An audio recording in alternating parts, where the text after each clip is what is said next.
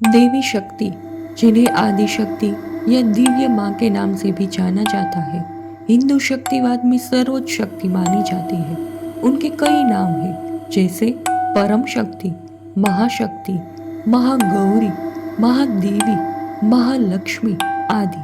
उनके विभिन्न रूपों की कहानियां हिंदू पुराणों में पाई जाती है। बंगाल में देवी के 12 रूप बंगाली कैलेंडर के 12 महीनों से निकटता से जुड़े हुए हैं। इन सभी के बारे में आज के इस वीडियो में हम जानेंगे। आदि शक्ति का पहला रूप है देवी गंधेश्वरी। देवी गंधेश्वरी को बंगाल के पहले महीने बोईशाख के दौरान पूजा जाता है। इत्र बनाने वाले मुख्य रूप से उनकी पूजा करते हैं और बंगाल का ये समुदाय उनकी पूजा की पुरजोर वकालत करता है।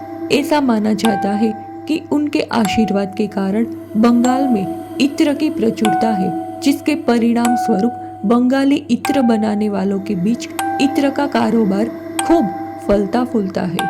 आदिशक्ति का दूसरा रूप है देवी फलहारिणी। फलहारिणी या फलहारिणी काली तांत्रिक परंपरा में आदिशक्ति का एक रूप है। भक्त बुरे कर्मों के प्रभाव को खत्म करने के लिए देवी के इस स्वरूप की पूजा करते हैं, जिसे कर्म फल के रूप में जाना जाता है। आज भी फलहारिणी को पूरे बंगाल में ज्येष्ठ महीने के दौरान पूजा जाता है।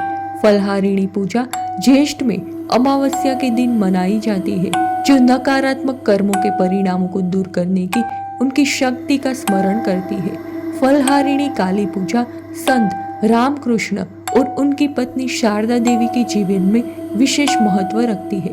1872 में इसी दिन रामकृष्ण ने शारदा देवी की पूजा देवी षोडशी के रूप में की थी, जो उनके गहरे आध्यात्मिक संबंध और भक्ति का प्रतीक है। आदिशक्ति का तीसरा रूप है देवी कामाक्ष्य।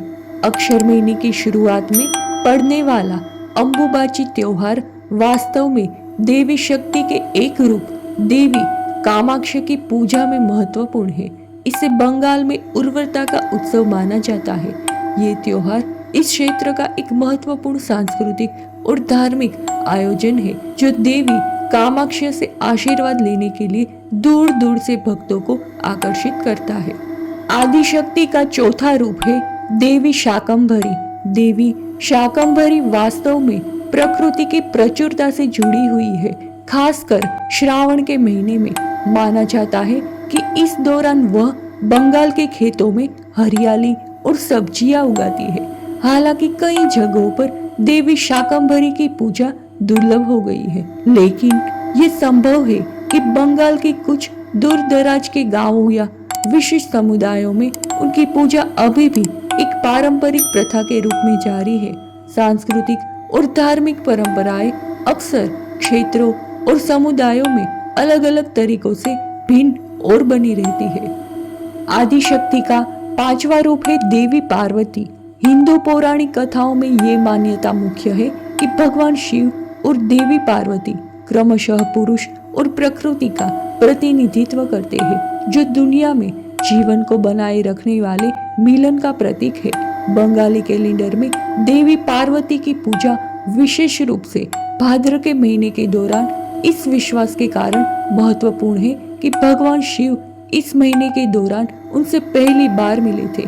भद्रा के साथ ये जुड़ाव पार्वती को उस समय बंगाल में एक आराध्य देवी बनाता है और उनकी पूजा इस क्षेत्र की धार्मिक और सांस्कृतिक परंपराओं का एक अभिन्न अंग है। आदिशक्ति का छठा रूप है देवी दुर्गा। बंगाल में अश्विन के महीने में देवी दुर्गा की पूजा वास्तव में एक महत्वपूर्ण और विस्तृत उत्सव है, जिसे दुर्गा पूजा के रूप में जाना जाता है। ये त्योहार देवी दुर्गा को समर्पित है, जिन्हें दुर्गामासुर के संहारक के रूप में पूजा जाता है। रामायण में वर्णित आदिशक्ति के अकाल बोधन रूप को इस पूजा से जुड़ा माना जाता है और समय के साथ महिषासुर मर्दिनी और देवी पार्वती के तत्वों को दुर्गा पूजा परंपरा में शामिल किया गया। देवी के विभिन्न पहलुओं और महिषासुर मर्दिनी के रूप में उनकी भूमिका के साथ साथ 4 बच्चों की मां के रूप में उनकी पहचान के इस सम्मिश्रण ने दुर्गा पूजा को बंगाल और उसके बाहर सबसे प्रमुख और व्यापक रूप से मनाए जाने वाले हिंदू त्योहारों में से एक बना दिया है। आदि शक्ति का 7वां रूप है देवी जगतदात्री। देवी जगतदात्री की पूजा वास्तव में कार्तिक महीने में की जाती है और उन्हें दुनिया की रक्षक के रूप में पूजा जाता है। कात्यायनी तंत्र में जिस किंवदंती का उल्लेख किया है, जिसमें इंद्र, अग्नि, वायु और चंद्र अहंकारी हो गए थे और देवी जगतदात्री के प्रकट होने से उन्हें अपनी शक्ति के स्रोत की याद आई, वे उनके साथ जुड़ी एक प्रसिद्ध कथा है। जगतदात्री नाम ही विश्व की माँ या ब्रह्मांड को बनाए रखने और उसकी रक्षा करने वाली के रूप में उनकी भूमिका को दर्शाता है। उनकी पूजा बंगाल में एक महत्वपूर्ण परंपरा है और कार्तिक महीने के दौरान भक्ति और उत्सव के साथ मनाई जाती है। आदि शक्ति का 8वां रूप है देवी कात्यायनी। अग्रहायण के महीने में देवी कात्यायनी की पूजा विवाह और संतान से संबंधित इच्छाओं को पूरा करने पर केंद्रित वास्तव में हिंदू धर्म में एक प्रसिद्ध परंपरा है। भगवान कृष्ण से विवाह करने के इरादे से ब्रज की गोपियों द्वारा कात्यायनी की पूजा करने की कहानी हिंदू पौराणिक कथाओं की एक लोकप्रिय कथा है। बंगाल में अग्रहायण में देवी कात्यायनी की पूजा क्षेत्रीय रीति रिवाजों और परंपराओं के हिस्से के रूप में शुरू की गई हो सकती है। अलग अलग क्षेत्रों में अक्सर विशिष्ट देवताओं की पूजा से जुड़े समय और रीति रिवाजों में भिन्नता होती है, जबकि फिर भी वे समान विषयों और मान्यताओं को साझा करते हैं। आदि शक्ति का 9वां रूप है देवी पोषकाली। देवी पोषकाली की पूजा, जिसे अक्सर मूली चढ़ाने के साथ जोड़ा जाता है, बंगाल में एक अनूठी परंपरा है।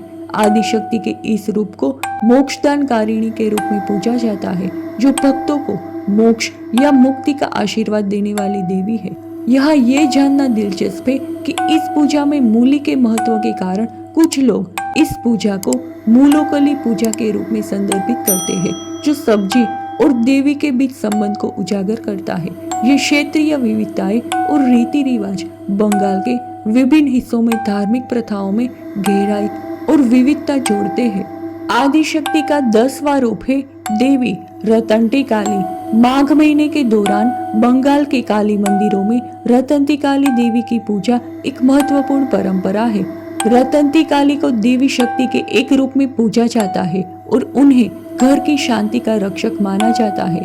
भक्त सांसारिक जीवन में सुख और सद्भाव के लिए उनका आशीर्वाद मांगते हैं। ये तथ्य कि उनकी पूजा विशेष रूप से माघ महीने में कृष्ण चतुर्दशी को की जाती है, इस परंपरा में समय और अनुष्ठान के महत्व को दर्शाता है। ये प्रथाएं बंगाल में देवी पूजा की समृद्ध और विविध कला का प्रमाण है।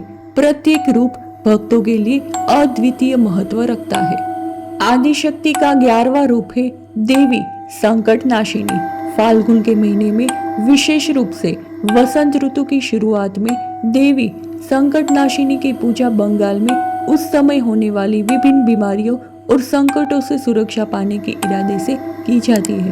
भक्त आदि शक्ति के इस रूप से प्रार्थना करते हैं कि वे उन्हें विपत्ति से बचाए और उनका कल्याण सुनिश्चित करे। ये परंपरा चुनौतियों और अनिश्चितताओं का सामना करने में देवी की सुरक्षात्मक शक्ति में गहरी आस्था और विश्वास को दर्शाती है। ये बंगाल के लोगों के जीवन में देवी पूजा के आध्यात्मिक और सांस्कृतिक महत्व का प्रमाण है। आदि शक्ति का 12वां रूप है देवी बसंती।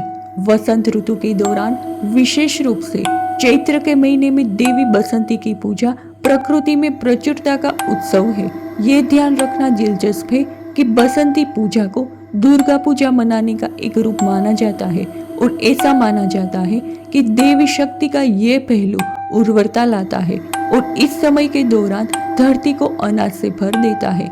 इसके अतिरिक्त चैत्र के महीने में अन्नपूर्णा के रूप में आदि शक्ति की पूजा उनके द्वारा प्रदान किए जाने वाले पोषण और जीविका के महत्व को स्वीकार करने का एक तरीका है। ये रीति रिवाज और परंपराएं बंगाल के सांस्कृतिक ताने बाने में प्रकृति, कृषि और आध्यात्मिकता के बीच गहरे संबंध को उजागर करती है।